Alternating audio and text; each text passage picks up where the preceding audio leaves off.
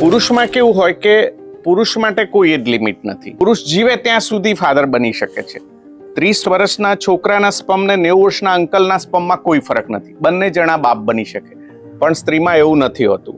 સ્ત્રી limited number of egg સાથે જન્મ લેતી હોય છે. પછી જેમ જેમ સ્ત્રીની ઉંમર વધે એમ એગ્સ ઓછા થતા જાય. એટલે 30 વર્ષ પછી નંબર ઓફ એગ્સ ઓછા થતા જાય અને જે રહ્યા એ કોમ્પ્રોમાઇઝ ક્વોલિટીના હોય છે. એટલે જેમ જેમ ઉંમર વધે એમ સારા ગર્ભ બનવાનો, રંગસૂત્રની દ્રષ્ટિએ નોર્મલ ગર્ભ બનવાનો ચાન્સ ધીમે ધીમે ઓછો થતો જાય છે. એટલા માટે જેમ ઉંમર વધે એમ સફળતાનો દર ઓછો થતો જાય.